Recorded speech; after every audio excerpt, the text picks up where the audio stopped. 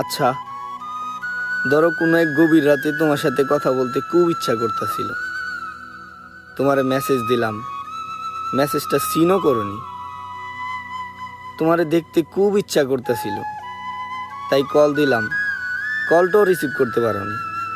পরদিন সকালবেলা ওইটা তুমি দেখলা আমার দেওয়া একটা মেসেজ, আমার দেওয়া একটা মিসড কল, তারপরও তুমি কোনো রিপ্লাই দাওনি।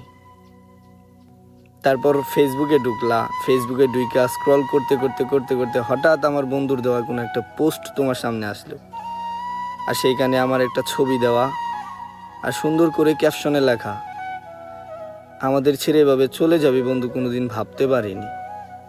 ভালো থাকিস বন্ধু, দোয়া করি আল্লাহ যেন তোরে জান্নাতবাসী করে।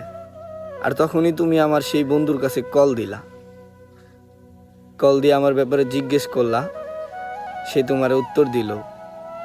আমরা ইমার তো তারে কবরস্থানে রাইখা চলে আসলাম, পারলে ওর জন্য দোয়া কইরেন।